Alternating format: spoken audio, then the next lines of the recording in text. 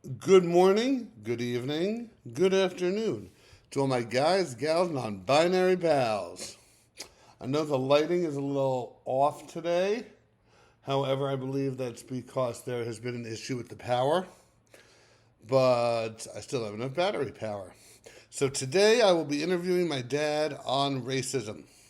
Hopefully this will be e pluribus unum of interviews for those of you who don't know Latin or don't inspect their dollar bills. That means one amongst many. I have talked to him, and he knows that anything goes.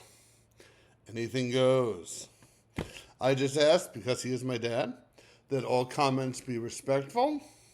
And let's go. Let's call him.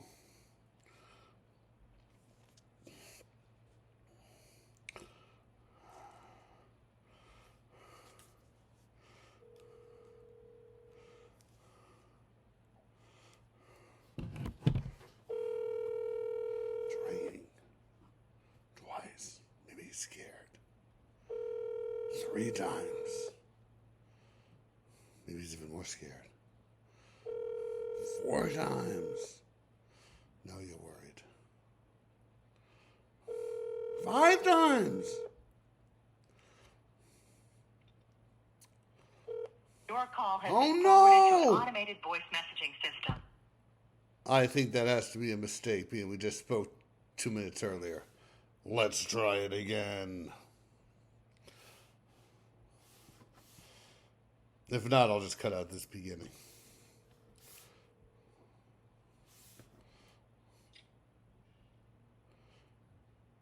Hello. Hello. Oh, so you can hear me. You decided to brave the world into Ian Zev's YouTube house. All right. Because I don't know if you know, I just called and it went through. There was no pickup. Oh, didn't know that. The more you know. The more you know. Ding, ding, ding, ding. Right. So, before I start, I was going to introduce you, but then I realized I have you here. Yeah, I'm here. So, I'd like you to introduce yourself. My name is David, and I am Ian's father. How do you feel about that? At the moment, I feel good about that. There were times that I felt otherwise. Okay, fair enough. So How do you feel about that? well, I think some of our power went out and I have a little bit of a cold. I'm more so focusing on that, and anything I can blame on you, I do. Oh, Because you're an easy scapegoat.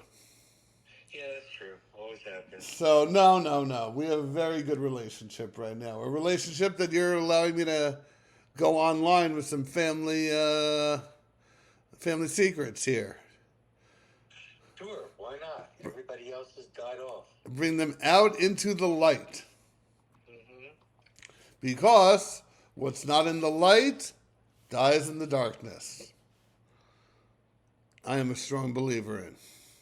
Okay. So I have always emphasized that my sister and I were raised in a non-racist household.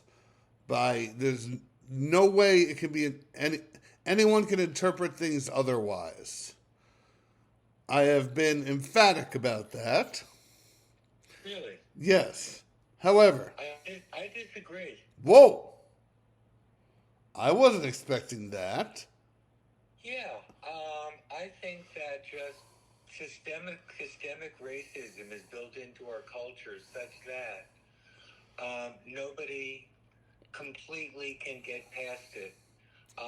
Not even as a conscious thing, but possibly an unconscious thing. I'm sure when I see somebody that I consider different or whatever, I would have a different thought about it than you would, because I came from a culture which was pretty racist. Okay. When you were brought up, it was a lot less racist, but I'm sure some racism crept in. Okay. It had to. It was in the culture. Okay. That's quite the thing to admit. Didn't expect us to get off on quite. quite a quick track. Well, I'm busy today, so let's not waste time. Okay. I want to tell you about my first experience observing, I wouldn't say something racist, but something you and Mom did that confused me. And maybe, just for the record, my parents are divorced, okay? Just so everyone knows. Just something that I didn't quite understand, and I still don't quite understand, and maybe you can help me understand it, okay? When we had moved from New Jersey to Arizona, I entered a contest to take a field trip to Washington, D.C., and I won the contest. And so me and like maybe 5 other people from my Arizona 8th grade class, and you had students from all across the country, okay? And I got a quote-unquote girlfriend there. I say quote-unquote because I remember nothing about her. Okay. Other than the fact that she was half white and half black. And when I came home and told you and Mom were happy with it, but saw this as an opportunity to upset or get under Mom's father's skin. Because both you and Mom were not a fan of my mother's father. What about a 11-year-old having a half black, half white girlfriend that really on no planet he would ever see again? Did you two see as an opportunity to upset Daniel W.? Well, I don't even remember it that well, other than Mom was not very nice at that point. Okay. Mom used all kinds of language, and she thought it was funny. Okay. I mean, do you remember that? I do. I never remember Mom being a racist individual, but I remember her. But you remember the word she used? Yes, I do. She thought it was jokes. Yes, I do. Does it start with an S? It started with an S. It started with an N. Yes. An N, no. An S, yes. Oh, I remember both. Okay. And sometimes it got on my nerves. Okay. I knew it was just joking, but I mean, Mom could be incredibly racist. But I'm talking about this, and we will get to that, I promise. But this specific incident, Mom wanted to get under her father's skin. Well, that's fine. I mean, she knew that would do it for Danny. You know, and she knew it would get under his skin, so why not use it? You know, Mom was nothing if not, trying to be manipulative. And somehow. And it worked. He was not happy. Of course it worked. You know, Danny was a simple guy. And 6 months later, he was dead. Yeah, I mean, there were no real brain trusts on that side of the family. Yeah, I mean, this was during the very short amount of time between where I only had one grandparent, where your father had died, but Mom's father had yet to die. Right. So there was like a long period of time. There was a year, only a year really, where I had one grandparent. For most of my life, when I had grandparents, I remember 2. Which would be your father and Mom's father, with that year in between. Now, about what age did Danny die? Danny died in 96, almost to the year after your father died in 95. 95, yeah. So it was really only a year. Okay. Yeah. Now I want to talk about your house. Okay. Because you grew up in an age I did not grow up in. Reason being, I was not alive. Your father owned a business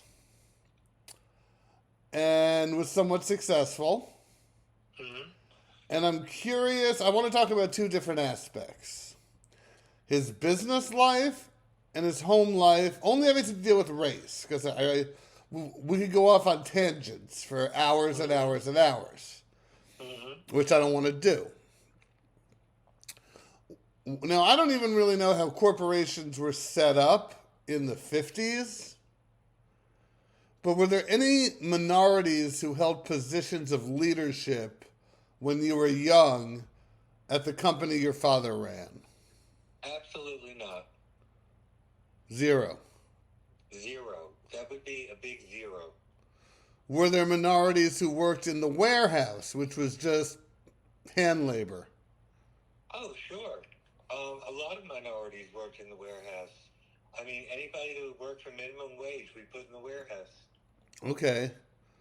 As time went on, and then you entered the company into like your 20s and 30s, were there any minorities in the corporate aspect of the business? No, there was no corporate aspect of the business outside of Bernie. You were there. I remember there being chairs and cubicles. Is my memory wrong? No, there were chairs and cubicles. That was all of these salesmen on the phone trying to sell these car parts to unsuspected shade tree mechanics over the country. And were any of them black? Look, the business was two things. On one side, it was telephones, three things. Okay. On one side, it was telephone sales of these car parts, automatic transmission parts for the most part. All right. Then it was a factory manufacturing clutch plates and steel plates for automatic transmissions. Okay. Which was mostly Puerto Ricans. All right. And you would hardly hear any English spoken in the factory. Okay.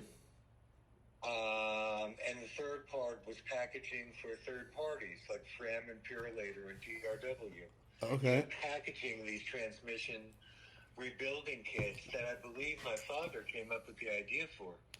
Okay. Because your father was not a stupid individual. No, he was not at all. He was very, very, very smart. Okay. But there was nobody ever throughout the course of the company, which does not exist anymore, that you remember who was a minority and had a power and was in a position of power ever. Only person was Mary who ran the warehouse. Okay, and what was her nationality? She was black and Caribbean, I believe. And you're telling me that was a powerful position in your home. It wasn't. Not in your home, in the business. Yeah, she was running, I would say, about 35 people. Okay. When did she come into the picture? Early. I think not when Winter was in Patterson, but maybe when Winter was in Richfield Park. I think you mean Carlstad. No, I mean Richfield Park. How many places was it? 3. Okay. Was she a friend of the family or just an employee? No, just an employee. Okay. And so she never came over for dinner? No. Or anything like that? No. Okay. My next question is, we're going to go back a little earlier, okay? Mm-hmm. To when you first became knowledgeable that race existed. Yeah. During the early civil rights movement, okay? Mm-hmm. Was it talked about in your house? And then was it talked about by your parents outside your house? And did those two ways of talking match up with each other? It really wasn't talked about at all, except my mother wanted us to experience other people than Jews. Okay. Than white Jews in Fair Lawn, New Jersey, which was at least 85% Jewish. And okay. So every year she took us to Radio City Music Hall, or to New York, to see all the Christmas stuff and the people and all of that. And she thought that was, integrating us into a larger society, which was, of course, ridiculous. So she wanted you to see them as entertainment. I don't think it's entertainment. I don't think she thought as far as that. Did you or your sister have any, yeah, I hate this term, but black friends who would come over the house? No, there weren't any in Fairlawn. No. No, there were no black kids in my elementary school. There were no black kids in my junior high, and I think there was maybe 5 or 6 black kids in the high school. Why do you think that was? Because it was 85% Jewish. It was a Jewish ghetto. Okay. Do you think it would have bothered your mom if you said, hey, my friend is staying over for dinner, and he was black? Probably. Why? Probably. Why? Because, see, things go generationally. Okay. Okay? And let's take kosher, for example. Ugh. Okay? Okay. Because it's a perfect analogy. Great. All right? 3 generations ago, kosher was the truth. You know, it's not are you kosher, it's how you keep kosher. Okay. You know, it was assumed, like, you know, the sun comes up in the morning, you're kosher. Got it. All right? You know, then came, and that was my grandma. Right. Who was not born in the U.S., right? Right, who was not born in the U.S. She came over as a child, as far as I know, from what's now Ukraine. Okay. All right? And so did my grandfather. And how about your father's side? I don't know where in Russia they came from. Okay. They came from Russia. Everybody, you know, in that group came from Russia. Did they know each other prior to coming to the U.S.? I don't believe so. Okay. I don't believe so, but, I guess it's one of those we'll never know. yeah, we'll never know. Okay. So, you're saying... So anyway, you know, getting back to that, so then my mother's generation comes along, and does she keep kosher? No, she tells her mother she does, but she doesn't. So she lies. You know, and for Passover, you know, what do? You can't have bread in the house. You can just have matzah, but if you go out to eat, you can have bread. So she had her own version of how to fool people she was kosher. Yeah, and then let's go to the next generation, which is me. You. Okay? I am not kosher. I wouldn't even consider being kosher. And it's not going to, even the concept of it is not going to go into my... I remember, I was in the 5th grade, and to piss you off once, I said, I'm going to start eating kosher, and you laughed at me.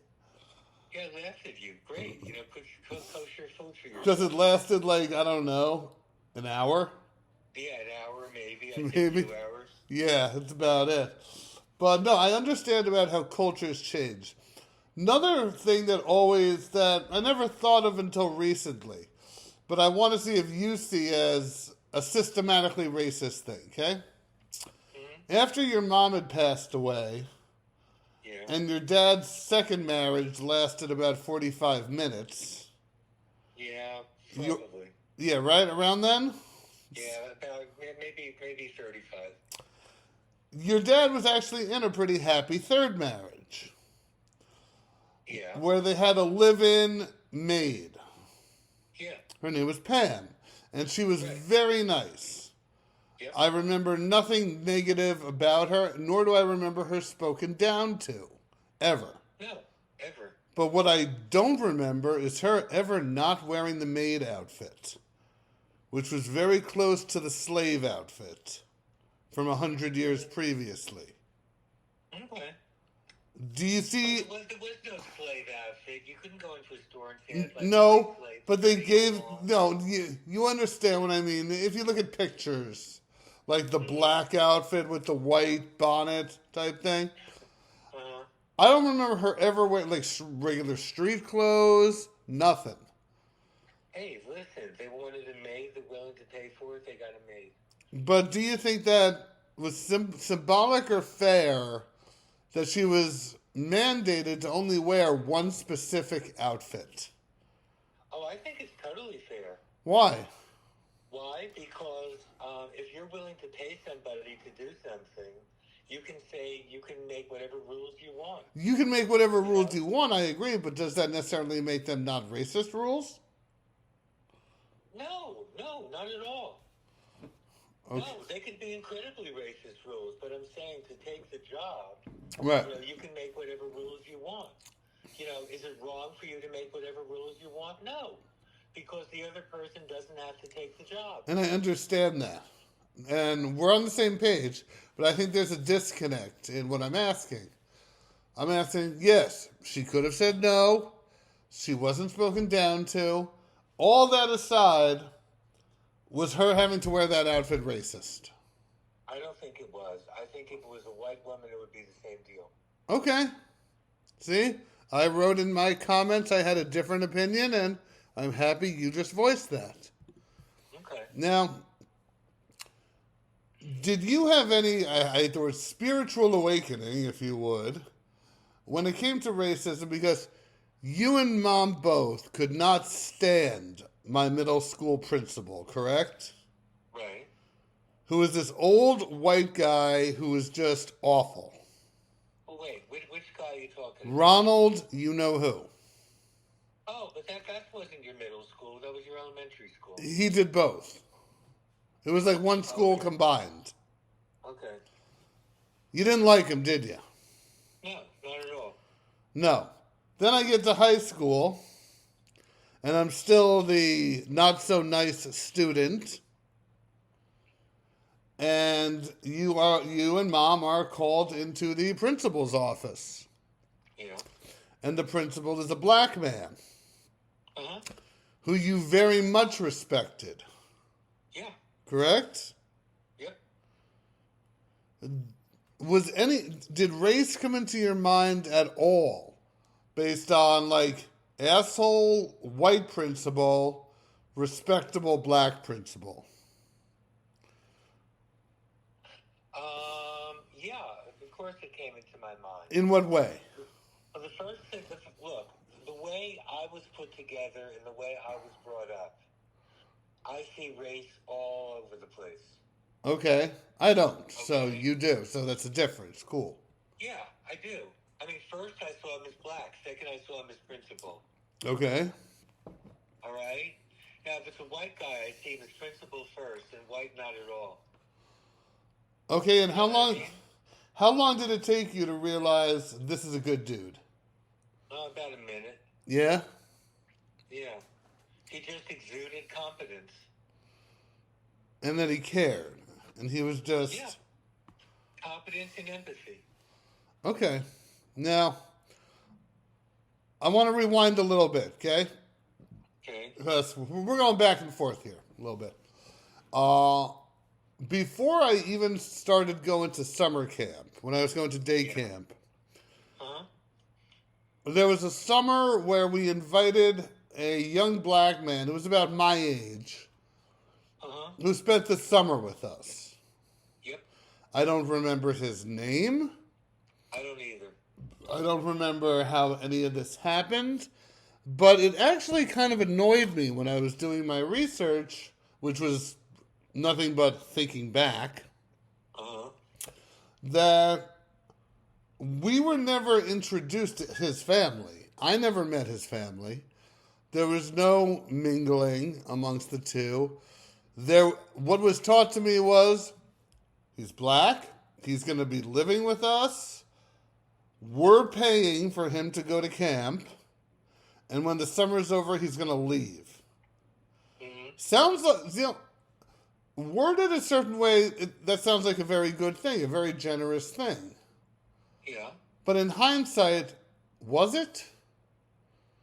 Because I got no understanding about racism out of that, nor was I invited into his life as he was invited into our life. And when the summer was over, never heard from him again. Yeah, Ian, Yes. you have to understand something. What? You were 4 years old. Right, which is why I'm trying to understand.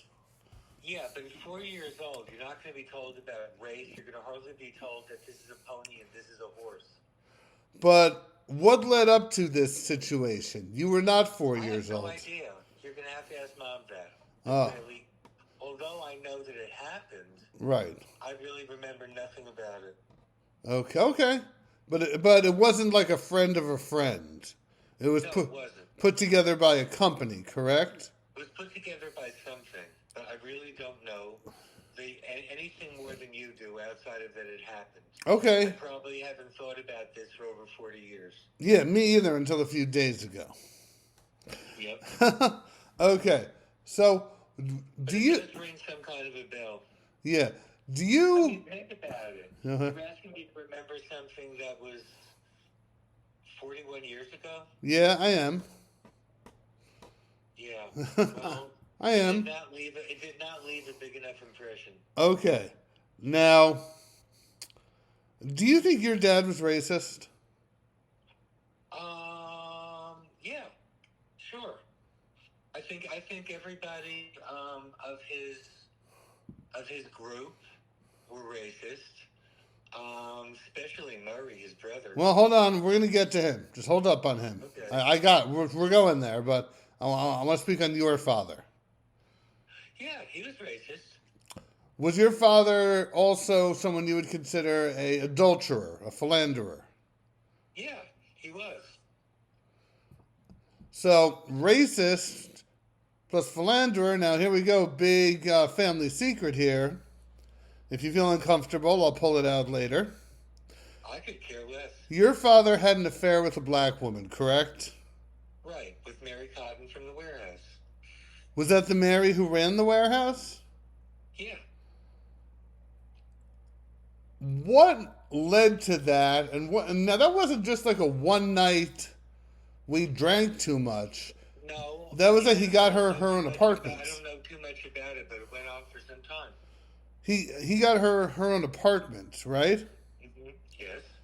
And do you know how he got caught? No, I don't know that. And do you think the fact that she was black played any factor into it? I don't know. She was a very, very lovely woman.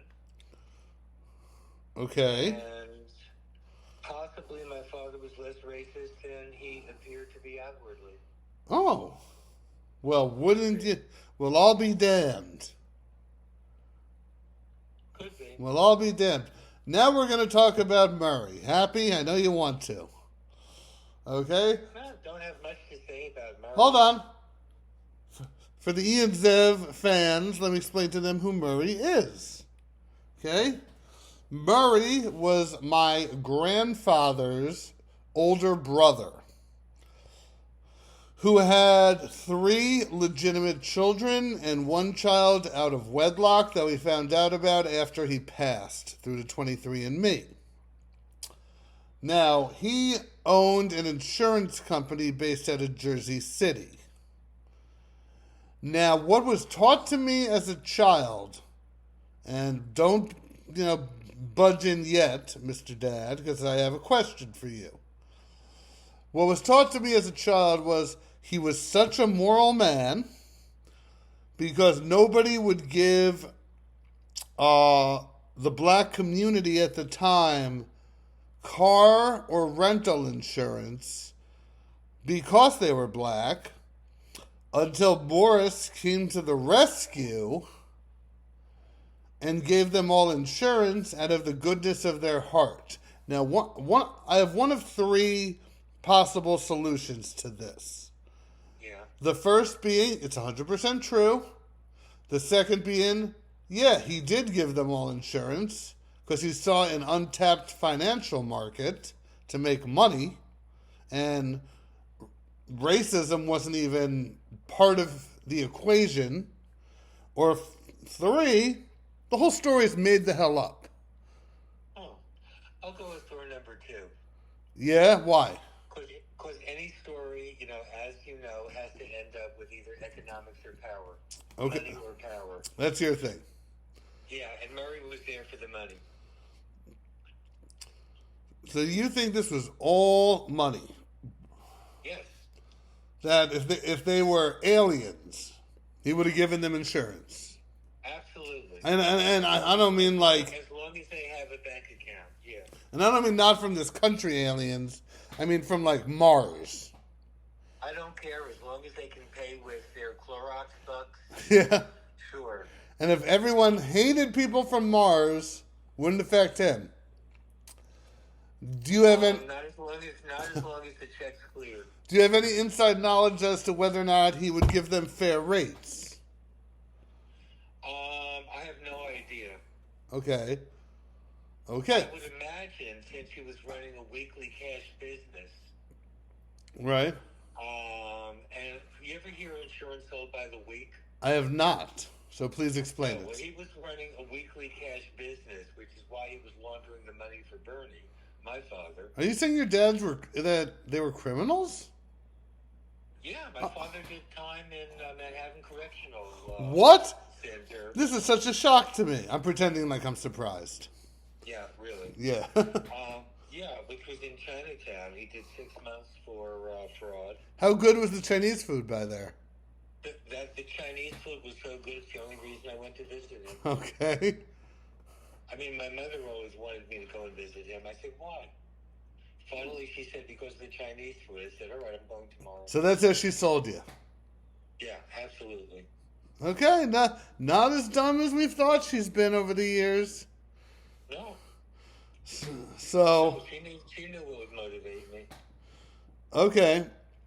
So you think that he saw a financial opportunity that racism had given him, and he ran with it. Yeah, right. Was race really discussed in your home growing up? No, it wasn't. During the civil rights movement? It wasn't because, see, I was so young during the civil rights movement that I don't even remember, it being the civil rights movement. Okay. I mean, I was like 11 or 12. Okay. So, going back to what you're talking about before, and you were 4. Right.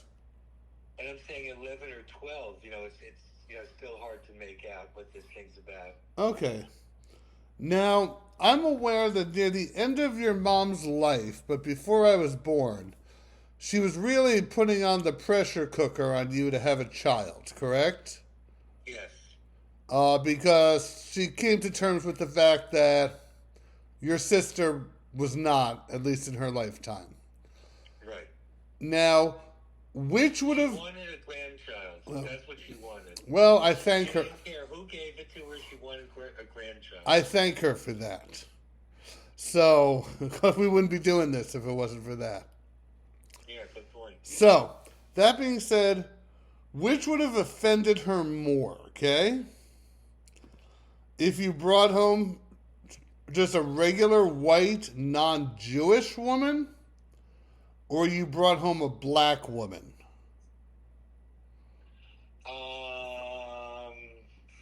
Probably a black woman. And that would have offended her. Yeah, I would think so. Why? Why? Because she was black. Because it was out of her understanding. Because it's never been done before in her lifetime. Because she had no tools to deal with that sort of thing. So in your mom's simplistic eyes, because let's be honest, she was your mom, you loved her, but she wasn't going to win any intelligence prizes, correct? Well, nobody really was. But a interracial child is something that just would not have made sense to her. No. It would not have been good. And now, what if you brought home just a white Anglo-Saxon Christian? She wouldn't have been happy, but she would be happier than if she was black. Now, you didn't ask me about if she was black and Jewish.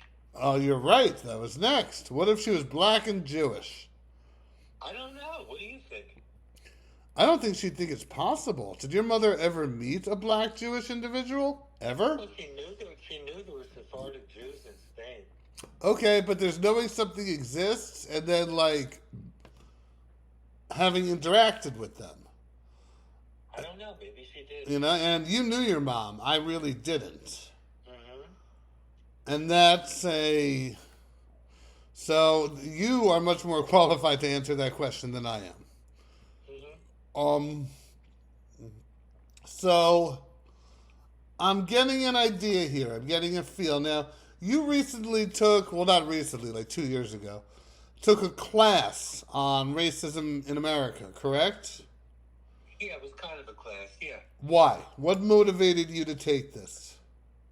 I had time and it sounded interesting. Okay. And it's way too long of a topic to go through what did you learn there, but just know that will be discussed Okay. at a later date. Because I've learned You know, in...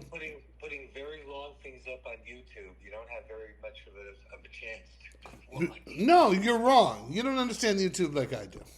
So, in our... We're going to have... You and I are going to have multiple sessions of conversation about ideas you might have had once but have now, or things that have stayed the same. Overall, I'm taking on this project, but I'm starting it small by keeping it at home. Okay. And this will be going much long term, and you will be a regular guest. Oh, I know. Aren't you honored? I am honored. Do you have any questions for me? Yeah. When you were growing up, did you find racism part of your upbringing? Yes. Not because... I don't think it's because of anything you and Mom did. I just thought it was just ingrained in my mind that people of a different color were different. Mm-hmm. It just made sense to me. Which, it doesn't make sense. Mm-hmm. It was an illogical thought. But... Well, logic has nothing to do with it. yes. I wouldn't say... Logic has nothing to do with programmed upbringing. I wouldn't say I was a racist kid. Actually, no, I definitely was not. But... Let me ask you. sure.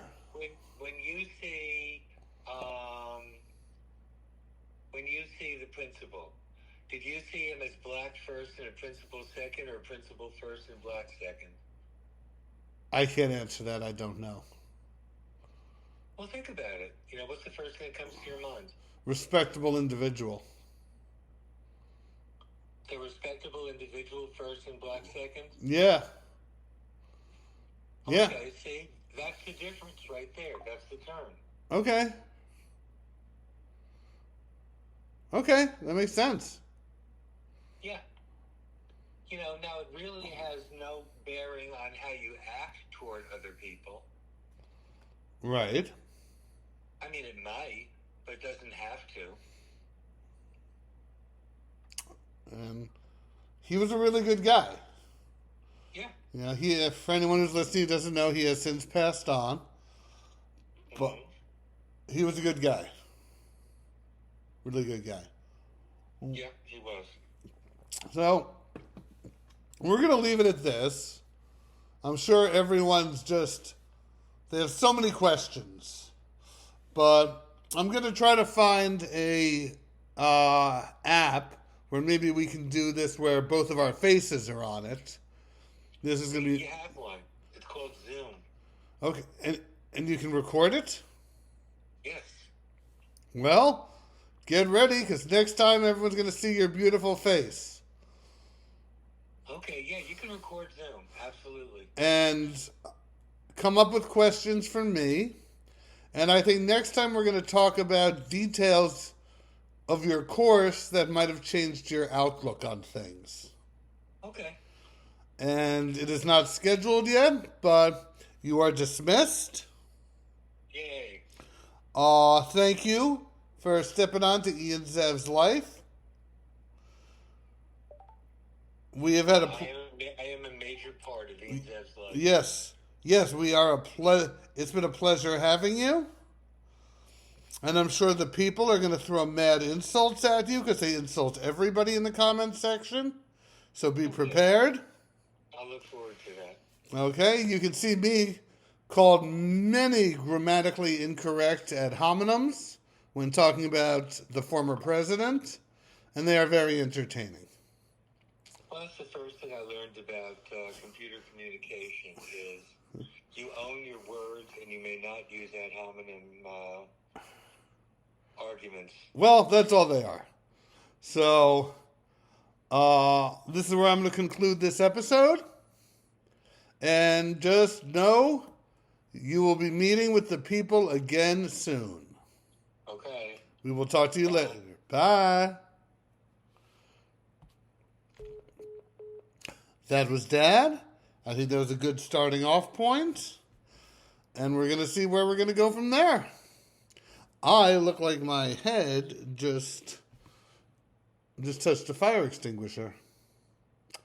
Either way, I finally have to do research on the 1960 election. So, I love you, and I'll see you next time. This was part 2 of the Understanding Racism in America. Bye.